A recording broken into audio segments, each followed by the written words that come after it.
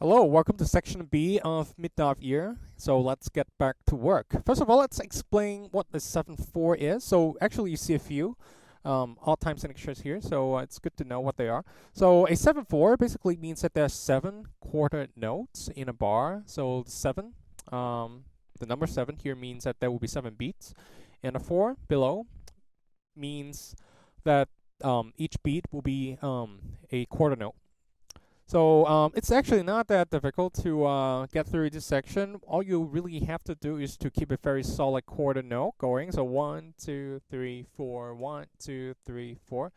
And for the first bar, you can think of it as something like 1, 2, 3, 4, 1, 2, 3, 1, 2, 3, 4, 1, 2, 3, 1, 2, 3, 4, 1, 2, 3, something like that. Let's get to the notes. So you have the basically E-Locrian scale again, so C major, but think of it as a scale that starts on the E. So, but with notes from the C major scale. So E, F, E, and then you play the power chord here. Do the E, F, E again. So picking wise, down, up, down, and down, down, up, down, down. All right. So you can notice that these power chords starts on the N of a beat. So N up 2. And a bunch of others. You may be wondering why I'm using a downstroke. The reason is very simple, because it sounds better with a downstroke when you play a power chord. So do a downstroke. Make sure the note, the sound, when you play a power chord, you're hitting both notes. Make sure the sound is fat and even. Not like, and in this case it's a bad example because I just hit the low note, or another bad example would be, so you're pretty much just hitting the top, the B, so make sure it's fat, like that, alright? So a few more notes from the first bar. You have the D, C, B, and then the A, G, and F. So picking wise, down, up, down, down, up, down. So let me do bar 10 for you very slowly. So 1, 2, 3, 4.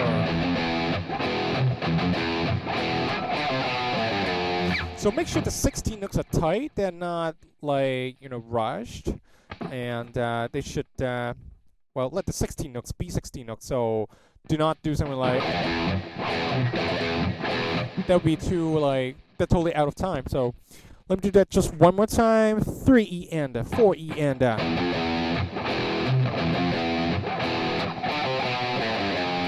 So keep a 16 note, inside here, or up there, alright? So the next bar, you have something similar, the same groove. And then you have 4 notes here, 16 notes. So F, E, open D, go to the F again.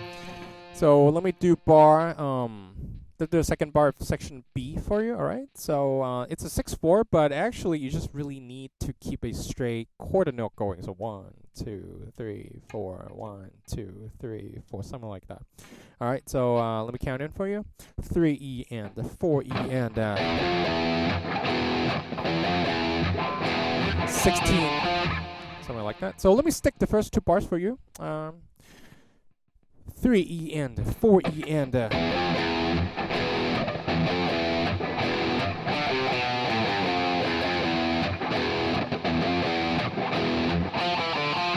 All right, moving on. We have the same groove, so just the groove for bar 12. So we have a 3, 4 here. So we go to the G, F, E on the D string.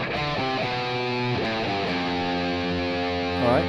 So let me do bar 12 and 13 for you. 3 E and 4 E and.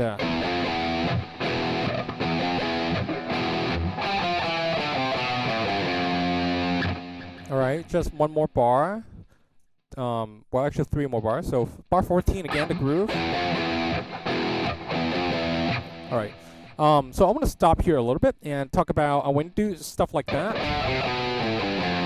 when you're going down, so when I say down, it's referring to the note. So when the notes go down, what you really have to do is to prepare for the notes coming up. So let's take the first bar. So when I do something like that, you can see my first finger and my second finger are actually prepared.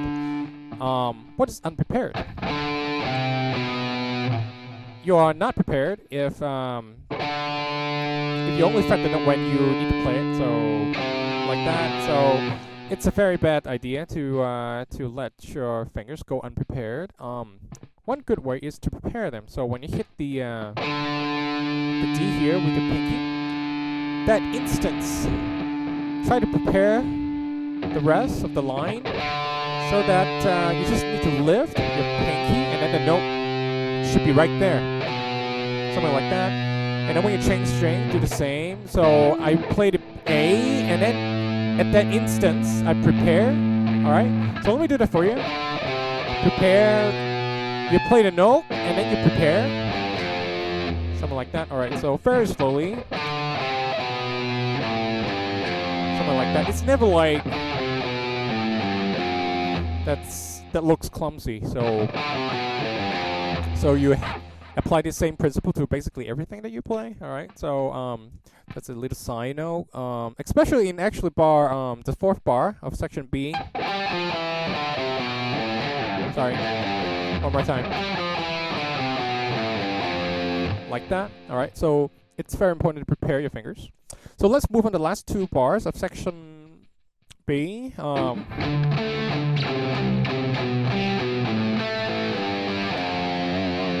So basically you have a power chord here. It didn't say anything about articulation, so when I do it, I actually try to palm mute it a little bit to make the notes, to make the whole line sound a little bit more, I would say defined, because when you even have everything like that, it sounds like it's kind of muddy, so just a little bit of palm muting over there, just a hair bit, all right, to make it sound a little more defined. And then you may actually hear two lines going at the same time on the A string and then the D. All right. So anyway, the notes, D power chord here basically. So down, up, down. So and a C power chord here with a with the G on top. And then you go further down on the A. So you have the B string here. And then hit the G again with your pinky. So very slowly.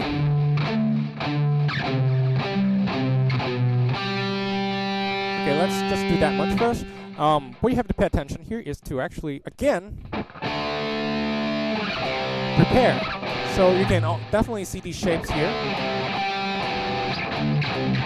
But they're just played in a single line fashion. So what you have to do for your left hand is actually prepare these shapes. So when you move down, the shape doesn't change because they're just power chords, right? So make sure they're prepared. And then when you move it there, your pinky should be right there. All right, it shouldn't be like, and you have to go back there. So make sure you move very little. There's no like excess motion. You're not wasting energy. And then my right hand is just all ton of picking. So down, up, down, up, down, up, down, up. Alright? And a few more notes to go, then we're done for section B. So no more palm muting because it explicitly says I have to light ring. Alright? Light ring. So no more light ring. So you have the A,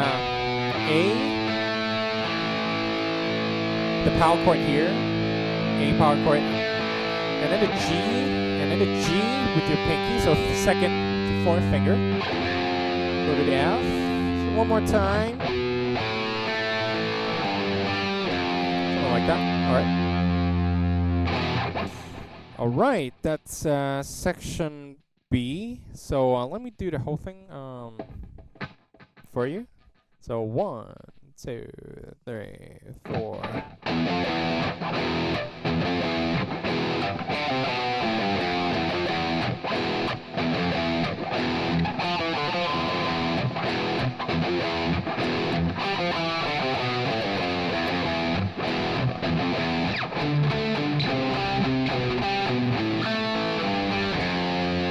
Just one point to add, you can see there are a lot of rests there, so there are moments that you really have to stop the note. So, for example, sorry, one more time. So, just before you play the power chord, you have to kneel before you play the power chord, alright?